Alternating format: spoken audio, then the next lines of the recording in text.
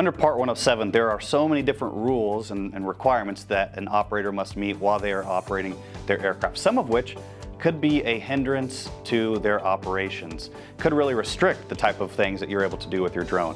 For that reason, the FAA has designed a system called the FAA Waivers and Authorizations portal that's available on the FAA's Drone Zone website. Now, not all of the regulations have the ability to be waived, but a number of them can, including operations beyond your visual line of sight. Now, for any regulation that is going to be waived, the FAA requires an application to be submitted on the FAA Drone Zone website.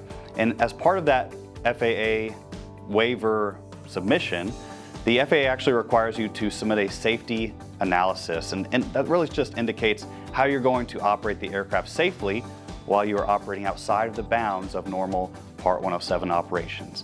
To give you one example, for a beyond visual line of sight waiver request, a user may ask or be asked to indicate how they are going to effectively mitigate the air risk associated with flying their drones. And what that means is, if you cannot see your drone when operating beyond your visual line of sight, how are you going to avoid other aircraft flying in the area, such as helicopters or airplanes? And so in order to do that, there is technology available such as detect and avoid. There is the ability to place visual observers out at greater distances, always ensuring proper communication. And then of course there is electrical or electronic methods for avoiding other aircraft in the area. All of these methods are being approved and considered on a daily basis by the FAA.